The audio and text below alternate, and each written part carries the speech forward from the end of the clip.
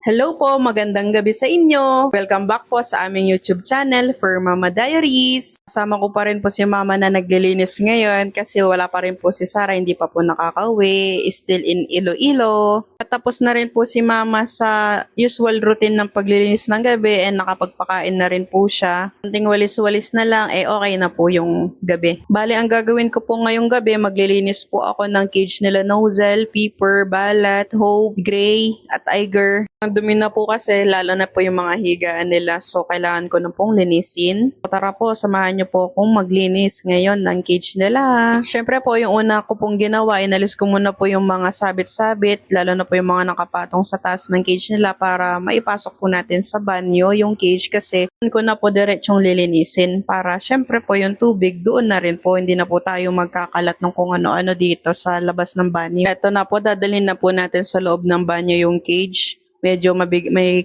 kabigatan nga lang po kaya medyo mahirap siyang ipasok. Tapos hindi pa diretso yung pagpasok. Kailangan nating tansya-tansyahin para wala tayong masira sa loob ng banyo. Lalo na yung mga nakakabit na lagayan ng kung ano-ano.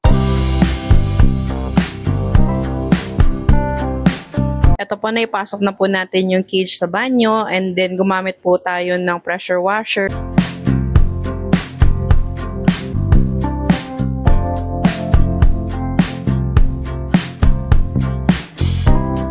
Dito po kumuha tayo ng liquid soap, inilagay natin sa tubig para yung pag-pressure washer natin is may sabon na siya automatic.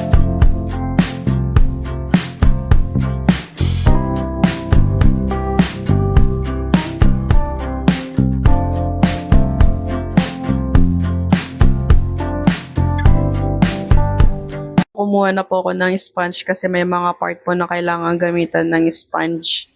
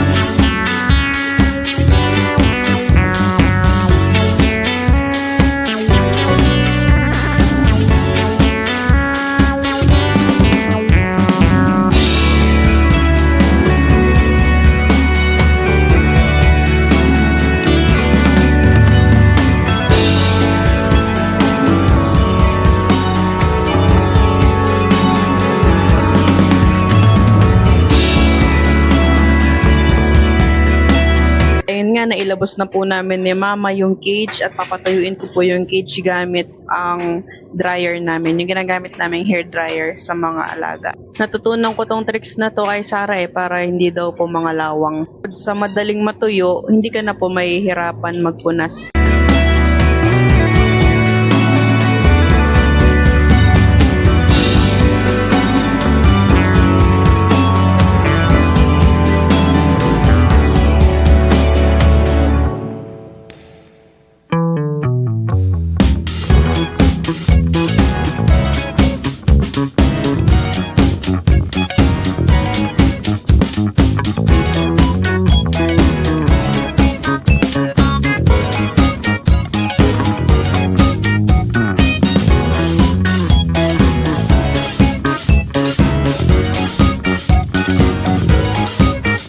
Ready na po ako ng cable tie at saka ng gunting para magagamit ko kasi ayusin ko na ulit yung cage. Ang gagawin ko po dyan, tinanggal ko po muna yung mga cable tie na nakakabit sa cage doon sa mga higaan nila para ibahin ko lang ng konti yung pwesto para maiba naman, hindi yung yun at yun na lang.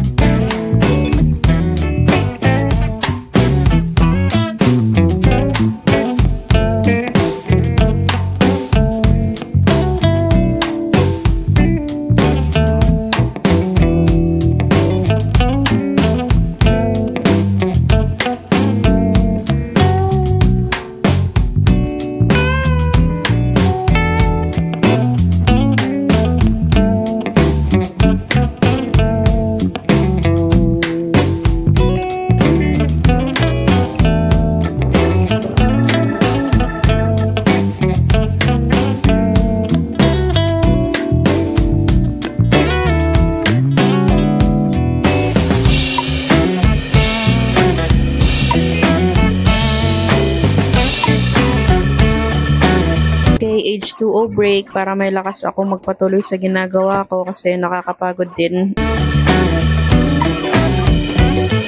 Binutas ko lang po ng slide yung magkabilang dulo ng basahan. Pero malilinis na basahan po yan para malagyan ko ng cable tie para maikabit ko doon sa higaan nila para hindi po nahuhulog. Para matagal na nagagamit po nila na maayos.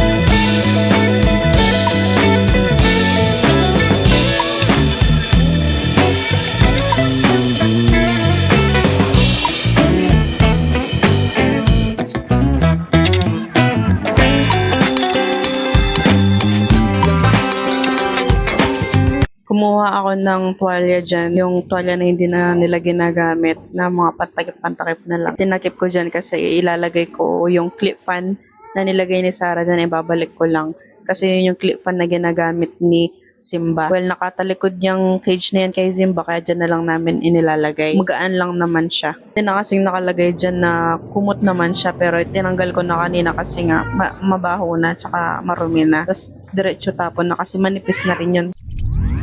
When